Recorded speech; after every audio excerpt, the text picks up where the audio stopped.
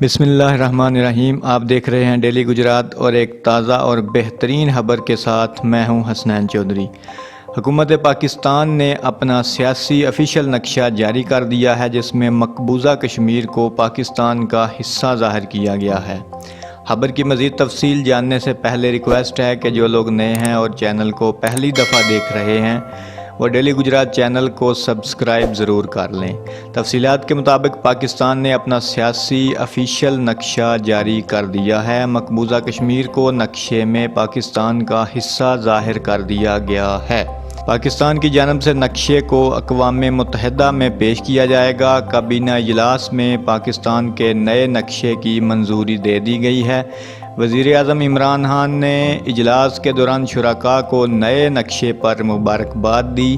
اس موقع پر وزیر اعظم عمران خان کا کہنا تھا کہ ایک دن یہی پاکستان کا مستقل نقشہ ہوگا۔ کشمیر پاکستان کا ہے اور پاکستان کا ہی رہے گا۔ نئے نقشے میں لداخ کو بھی پاکستان کا حصہ بتایا گیا ہے۔ نئے سیاسی آفیشیل نقشے کی تمام سیاسی جماعتیں منظوری دے چکی ہیں۔ نقشے میں لائن آف کنٹرول کو محض فوجی لائن قرار دیا گیا ہے۔ نئے نقشے کے مطابق سابقہ فاٹا خیبر پختونخوا کا حصہ اور یہی باؤنڈری اب انٹرنیشنل بارڈر ہوگا۔ پاکستان کے نئے سیاسی نقشے پر چین کو اعتماد میں لیا گیا ہے۔ سیکیورٹی کونسل کی قراردادوں پر عمل درآمد کے بعد حتمی نقشہ سامنے آئے گا۔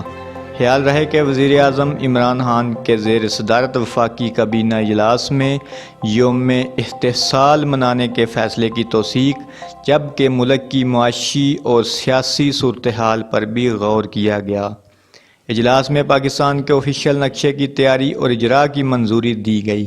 وفاقی کابینہ نے مختلف امور سے متعلق 13 نکات ایجنڈے کی منظوری دی۔ وفاقی وزیر ریلوے شیخ رشید احمد ناسا طبیعت کے باعث اجلاس شروع ہونے کے کچھ دیر بعد چلے گئے۔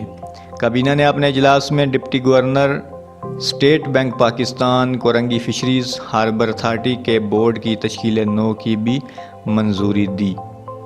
تو یہ تھی وہ خاص خبر۔ جیسا کہ ہم سب جانتے ہیں کہ 5 اگست کو پاکستانی یوم احتسال منا رہے ہیں۔ اس حوالے سے پورے پاکستان میں خصوصی تقاریب منعقد ہوں گی، کیونکہ اس دن کشمیر پر جو غیر قانونی طور پر لاک ڈاؤن مسلط کیا گیا ہے اس کو 1 سال پورا ہونے کو ہے۔ آج کی خبر کے لیے اتنا ہی۔ مزید خبروں اور اپڈیٹس کے لیے دیکھتے رہیے ڈیلی گجرات۔